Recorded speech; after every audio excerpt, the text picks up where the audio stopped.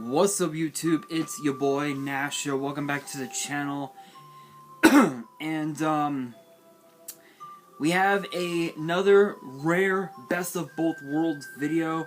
This one is going to be rather interesting because not only will I be talking about the last batch of cards from the Animation Chronicle set, I'll be also talking about its reprints, as well as this first one that I am going to be talking about. If you guys remember, this past Thursday,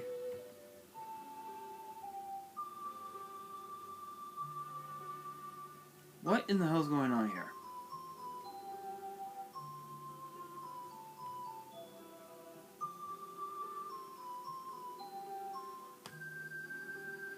Something is seriously going wrong with...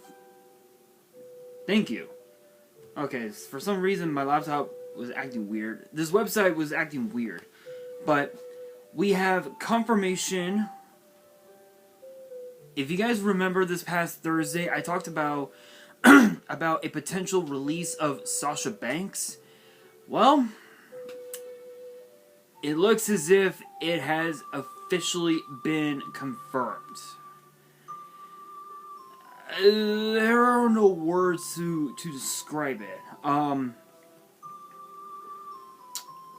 Apparently, according to WrestleVotes on Twitter, big shouts to them, no copyrights, you guys know how it works with the algorithm.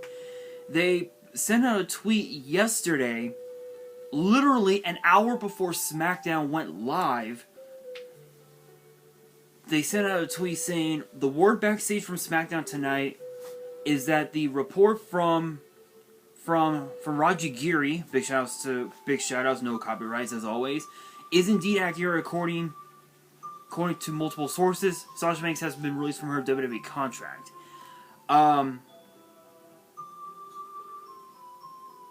However, Sean Rossap of Fightful, big shoutouts to him, has actually reported on Twitter about an hour later, almost an hour later, a little over 2 hours later actually, sorry, saying quote, numerous talent at SmackDown believe Sasha Banks has been released and both sides are just holding off on a statement. WWE has not confirmed the report as of yet, originally reported by Raj Giri.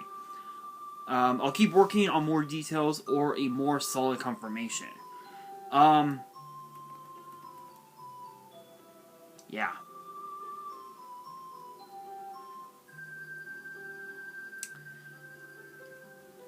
You guys are probably wondering why. You guys are wondering why. Well, if you guys remember a few weeks ago,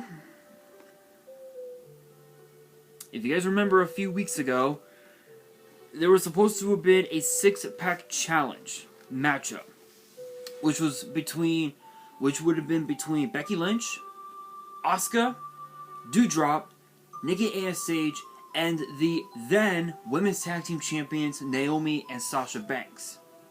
The winner would face Bianca Belair for the Raw Women's title. Banks and Naomi decided to hand over their tag team titles to the head of talent relations and walked out.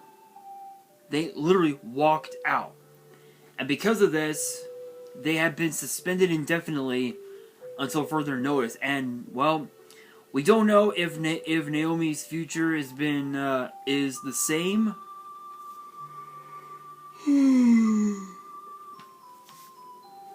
But all I have to say is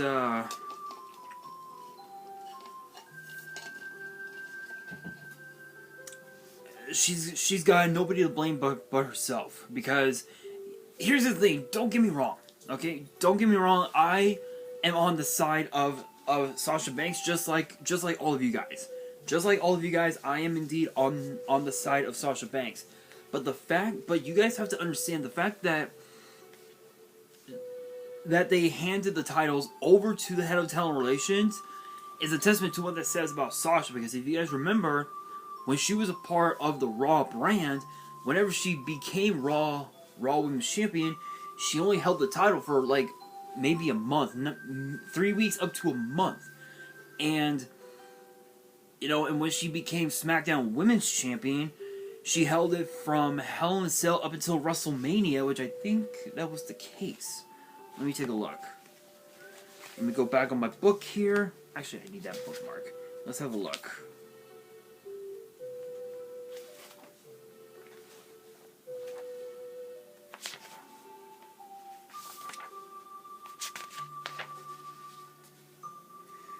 Let's have a look. See.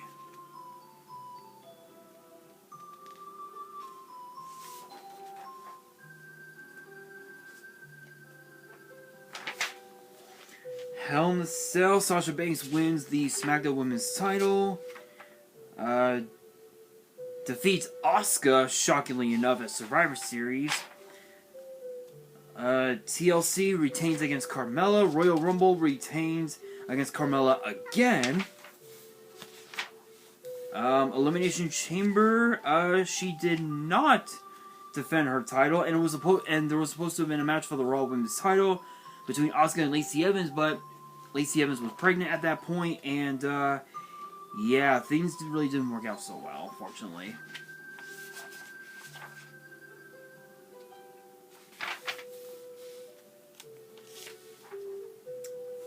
Fastlane, it was Bianca Belair and Sasha Banks challenging for the women's tag team titles, ended up losing, and then WrestleMania was when she lost the SmackDown Women's title. Yeah, so basically, October, November, December, January, February, March, April, 6 months. Almost literally half a year, which is pretty impressive for a SmackDown Women's title run. And then, of course, too, with the women's tag team titles, her first run, she only held the titles up until, I think it was up until WrestleMania, which was only, maybe a month or two. And then her second run, not even 3 months. Only, maybe a couple months. I don't know how long they held the titles. I don't remember. I want to say it was about 4 months, if I remember correctly. If I'm right on that, I believe it was about 4 months. But yeah, I don't even know. I don't even know what to say. If it has been truly confirmed, then this means that Sasha Banks truly fucked up. She truly fucked up. But at the same time, she was frustrated. She was frustrated by the fact that they were putting her in a match to potentially challenge for the Raw Women's title, which, when she knew damn well she wasn't going to last that long if she did win the Raw Women's title. So, in a way, I sort of get it, but at the same time, it's like, really? That's so unprofessional. But that's just my opinion anyway. But if she has been released, shoutouts to Sasha. Best of luck to you in your future, baby girl. Hope your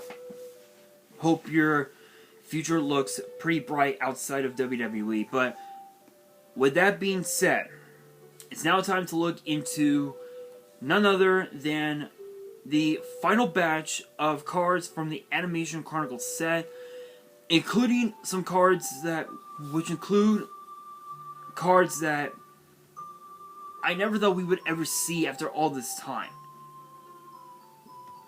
There's been quite a few. There's quite a few. And this first one is one of them. Dragon Nails. If you guys had never seen this card before, this card was used by Joey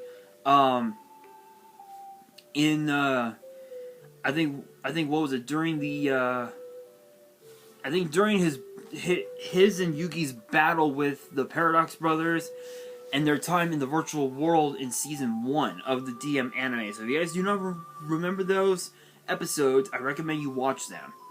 But it is called Dragon Nails, and it's an equip spell, and it says only equipped to a dark monster, and it has 2 separate effects. The second effect is a once per turn. First effect reads, it gains 600 attack. Also, it cannot be destroyed by your opponent's card effects. Nice little protection, not too shabby. Excuse me. Second effect reads, if this card is sent to the grave because the monster it was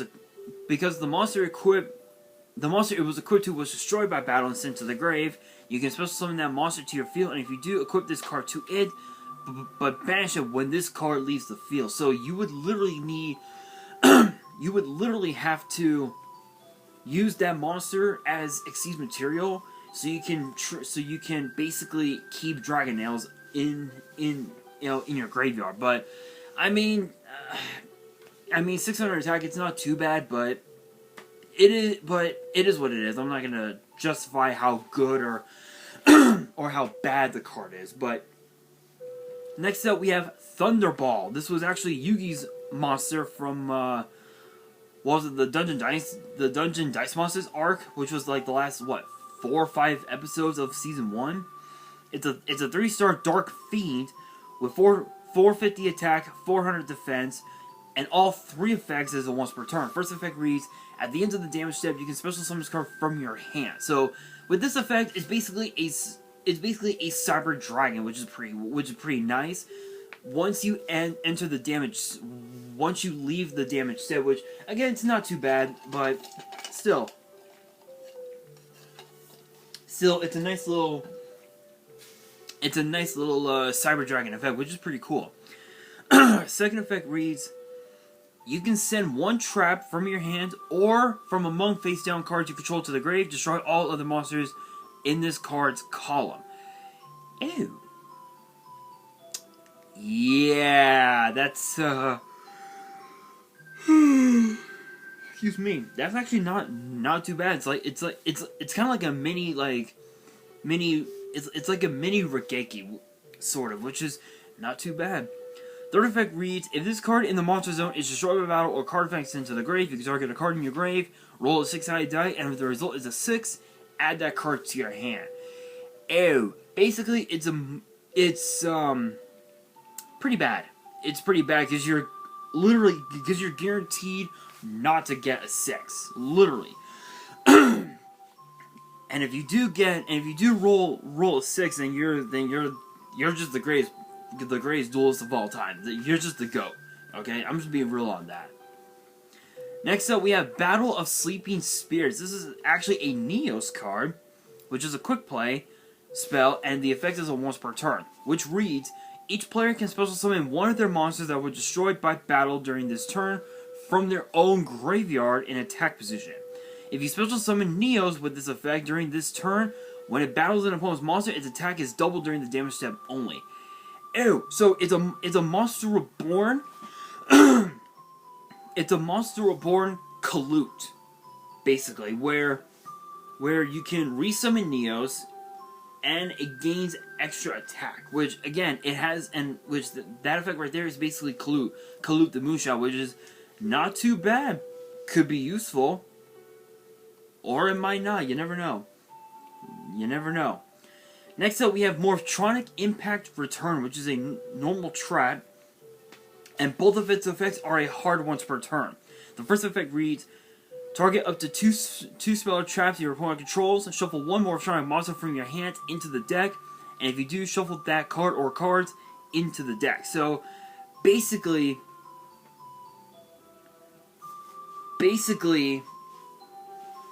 you get to recycle. You get to send one of your bricks from your hand to your grave, from your hand back into your deck, and then shuffle your opponent's back row back into the deck. So it's sort of like a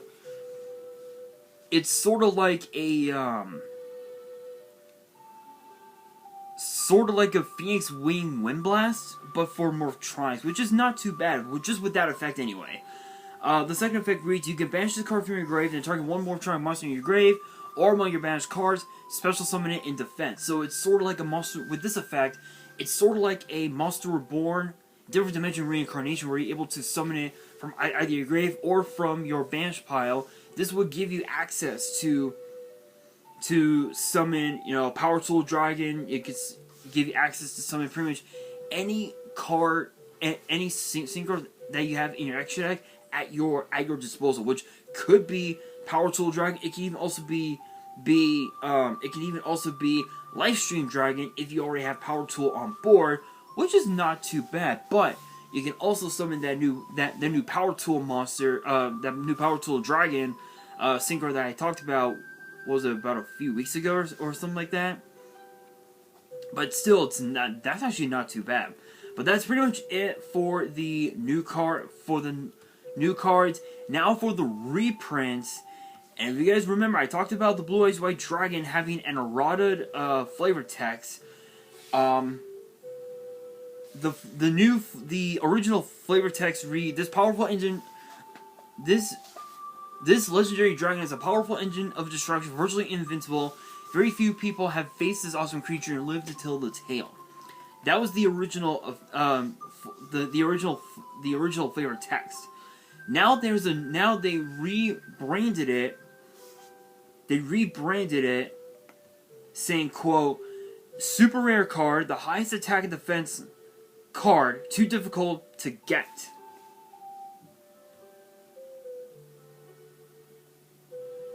Yeah. There's a note here that said, there are two notes here. The first one reads, "This card's text is based on the original Japanese flavor text for Blue Eyes, which has since been altered to something closer to the TCG's text. It was only used for like 1 or 2 products."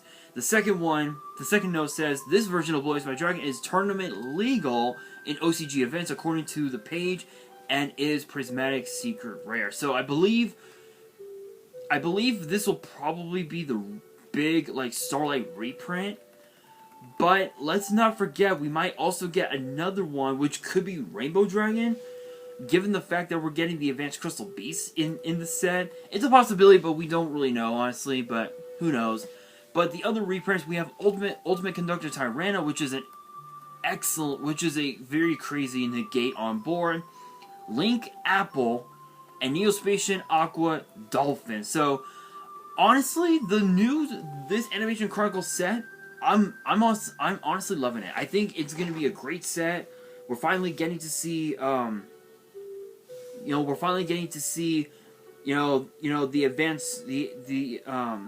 the advanced Crystal Beasts get released and whatnot. And by the way, this is what Blue Eyes looks like as a prismatic secret. I actually snapshotted this off of my Instagram, and honestly, it looks good. It looks gorgeous, I have to admit.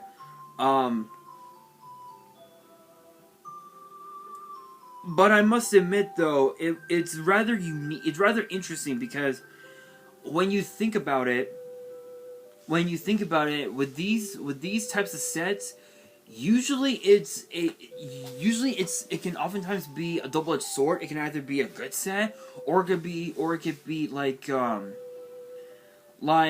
Cyberdark Impact, where the cards just suck ass upon release. But this one, that would normally be the case.